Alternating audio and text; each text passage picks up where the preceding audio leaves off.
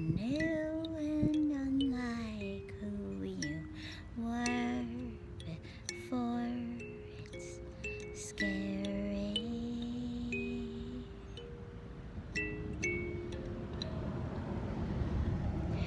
making all the rules for the world to see. It's kind of like being alone,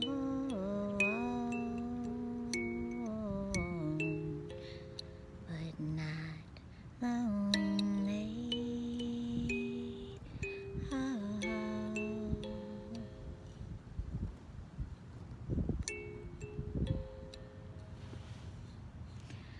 I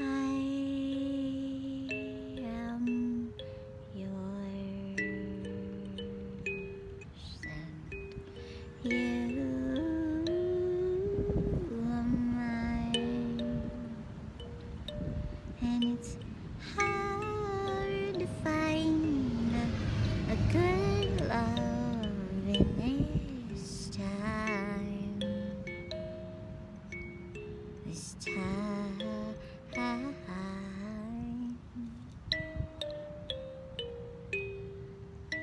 I got mine, and it will do for a lifetime or two. Either way, we're golden and going to come true.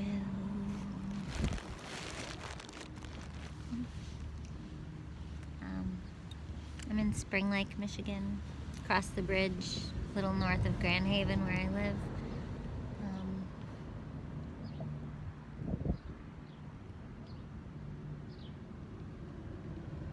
I've spent so many videos trying to be ahead of where I am, so I won't justify or defend or explain how I'm moving or anything like that.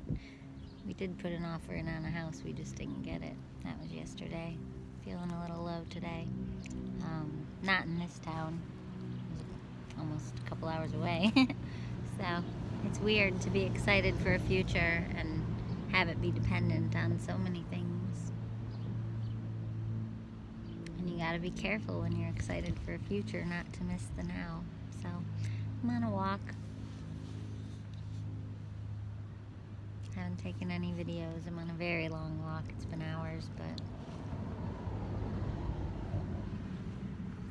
I don't know. I was fixing my shoes and sat down, and then I thought I'd make a song because I guess that's what I do. Haven't been as much lately, but probably just because we've been busy.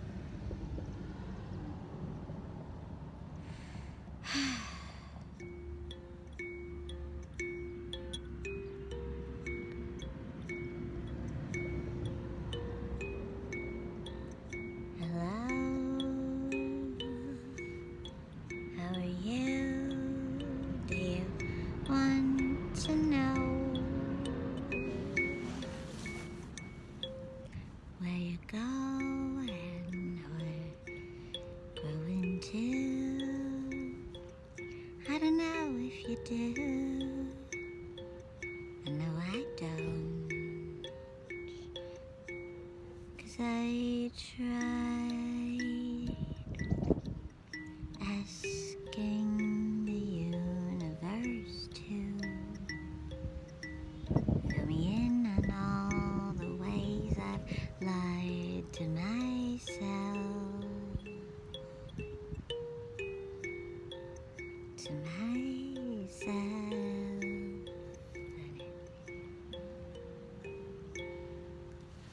It broke me into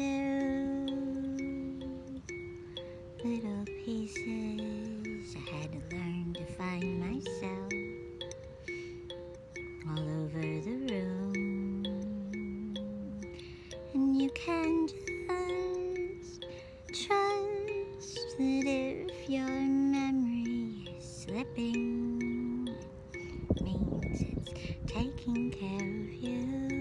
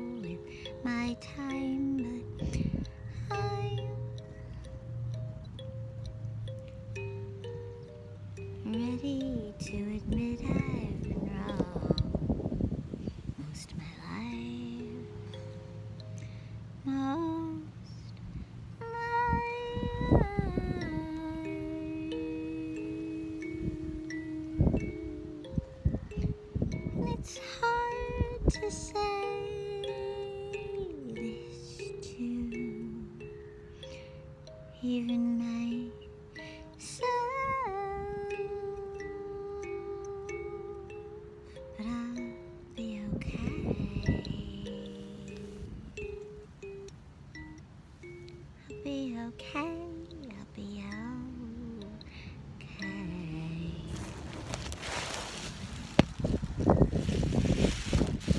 I have to believe in a loving universe and a loving God that knows what it's doing when it puts people together in friendships or romantic entanglements that are willingly entangled. And I have to believe that my way of holding back myself, which I've done in my music career and I've done in my friendships and I've done in my love relationships, even the most loving ones, I do it all the time anytime I'm around a strong voice. And I think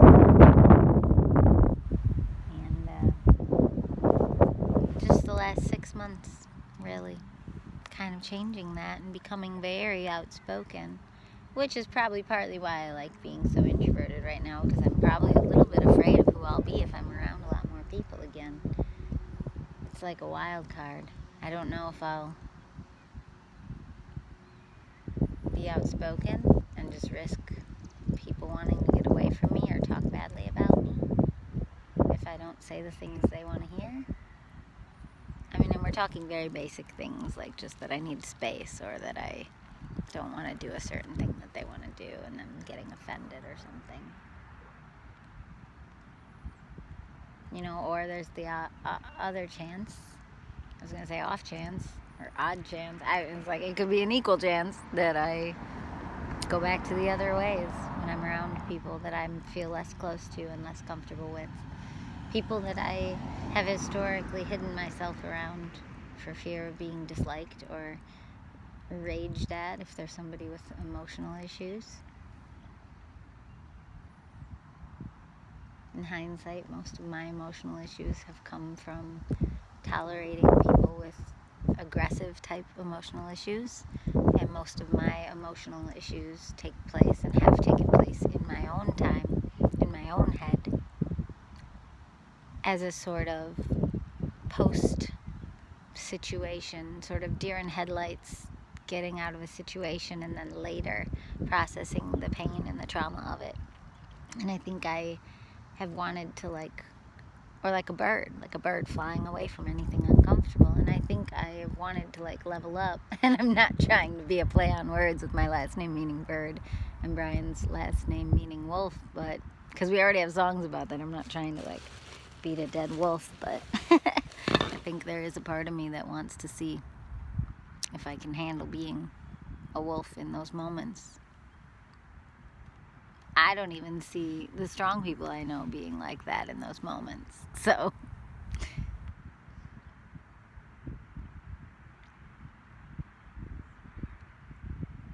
I don't know. I don't want to tolerate unacceptable behavior. I don't want to tolerate people who are unkind or inconsiderate or rude or disrespectful to me anymore. And I have tolerated that many times in my life. And I think that, yeah. So right now I'm in like a super introvert phase because I'm a little afraid that if I start seeing a lot of people again, I'm gonna either suck it up again and be fake, be a big old liar, people pleaser, which I used to think was a positive quality, to be a people pleaser. I thought it meant that I cared about people. But number one, if you're a people pleaser, you clearly don't care much about yourself. You're focusing all your energy outward on the people you're trying to please, which is not yourself. And secondly, if you're a people pleaser, that means that you're a chameleon, you're a ditto, you're a Kirby, you're not anything, you're nothing. You're just sucking in your perception of what they want, and you're probably wrong. They may say they want a certain thing. They may act like they are, say like a bully who has a sidekick. They may think they want a sidekick, but what they really want is someone to use a firm hand and stand up to them. Every movie, every TV show ever, the bully always calms down when somebody talks to them the way they're talking to everyone else. Most bully types, most aggressive types actually don't respect. They actually get really mean, and they get worse when someone's overly nice to them. They hate that. My perception of that after years of kind of studying it in a particular situation that I won't call out is that they feel guilty. Like if you're nice to them in a situation where they're not being nice to you, it makes them feel worse, and then they treat you worse because they feel guilty, and they're mad at you for making them feel guilty. It's completely absurd. It's manipulative behavior. It's abusive at worst, and it's manipulative at best, and it is self-preservational and protective at absolute best. So that's how I can pray for those people and love them, is because I understand maybe they were hurt too, or for sure they were hurt too. But just because you can pray for someone and love them, you don't need to stay like married to them. You don't have to stay in a close friendship with them. You don't have to do anything they ask just because you pray for them and you genuinely in your heart love them. You don't have to do anything they ask of you. And that's a boundary. But I don't know. Trying to figure out. I think that what happens in the universe is that when you give certain people with certain personality disorders or ways that they've fallen into gutters, pretend it's a bowling alley and they've fallen into gutters of how they treat you, if they then apologize and then you forgive them and your forgiveness involves no qualifications or conditions, and then they're just invited back into your life in the same way, and then they do it again, and then you forgive them again, and then they do it again, and you forgive them again, then your whole life is just, in a sense, and I don't say this to be mean to anyone who's ever ended up in this pattern, but your whole life in a sense is wasted. Because you already know how that makes you feel, and you already know you don't like it, but you're kind of choosing this weird overarching concept of kindness that isn't actually kind, because it's not kind to them to act like you're okay with something you're not okay with, and it's certainly not kind to yourself. So, like, who is it benefiting? You're both stuck in that loop, and neither one of you likes that loop. They don't respect people like you. They don't. They don't respect you for tolerating it. I had somebody once who was, I didn't have him. Ew. Well, I did, but it was disgusting that I had him in my life in any way. Who told me after he had first physically abused me, and he said, if you walk out, I was about to walk out because that was the instinct, but then I I hesitated, and it gave him room to get a manipulative thought in there, and he said, if you walk out, I'll respect you, but I won't ever talk to you again. But he made it clear that he would respect me if I had walked out after what he did. But he said it in such a slimy, manipulative way that I don't even know how to describe it. It's almost like, I honestly don't know. That he was a mastermind. He was on coke all the time too. Oof, bad person. That one was named Chaz. It's the only person that I will name by name. Sometimes I say his full name in case anyone ever comes across him. I don't want anyone else to suffer what I suffered. But that was 20 years ago, so I don't know.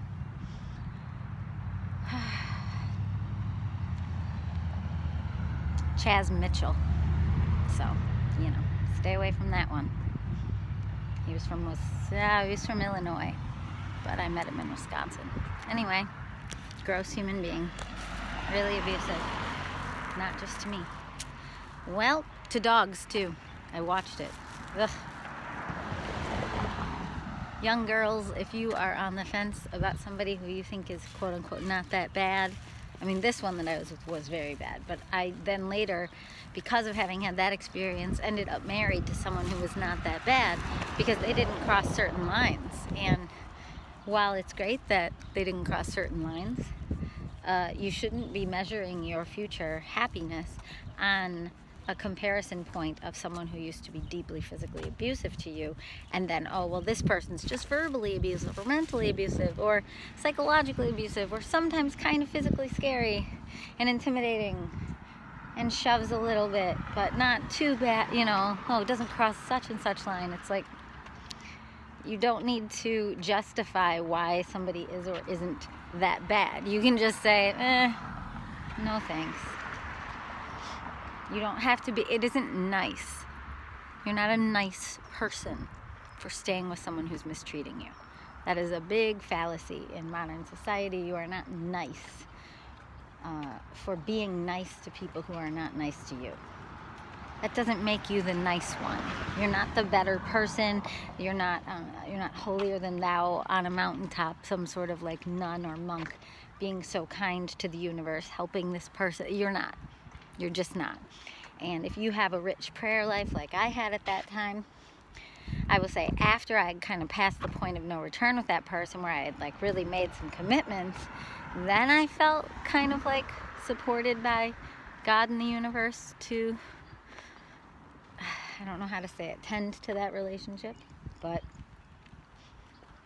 in the beginning, the first few years, I definitely felt like I always could be taking it out and I wasn't taking it. So, okay, there's a really cute beagle coming in. I want to see it and say hi, so that's it. Bye.